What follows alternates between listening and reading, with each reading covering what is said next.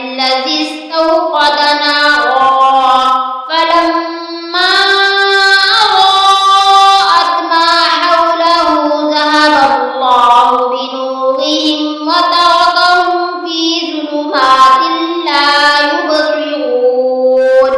صم بكم عمي فهم لا يرجعون أو كصيب من السماء فيه ظلمات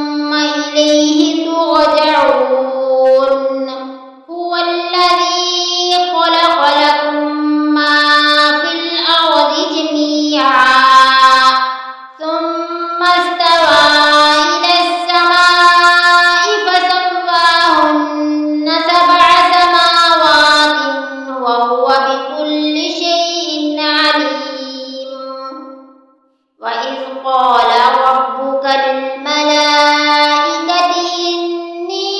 جاعل في الأرض خليفة قالوا وتجعل فيها من يفسد فيها ويسفك الدماء ونحن نسبح بحمدك ونقدس لك قال إني أعلم ما لا تعلمون وعلم آدم الأسماء كلها ثم عرضهم على الملائكة فقال أنبئوني بأسماء هؤلاء إن كنتم صادقين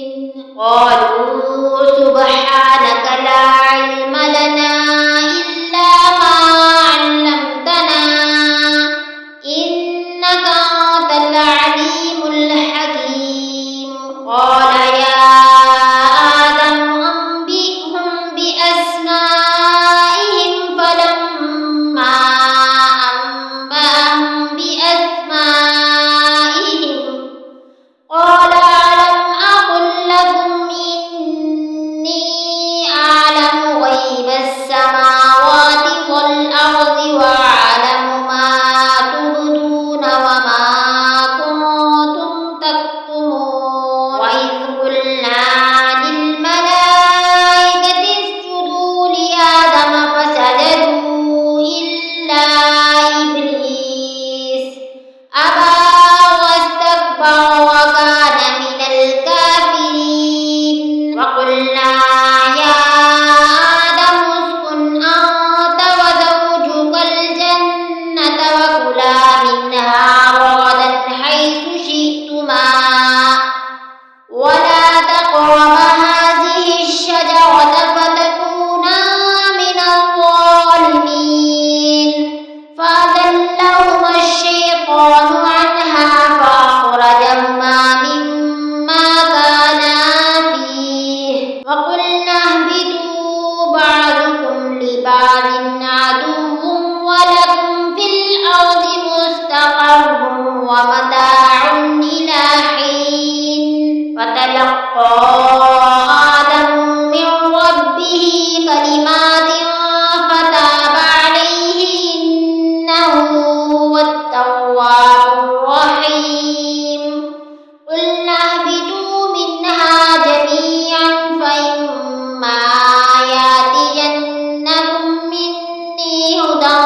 فمن تبع هدايا فلا خوف عليهم ولا هم يحزنون والذين كفروا وكذبوا بآياتنا أولئك أصحاب النار هم فيها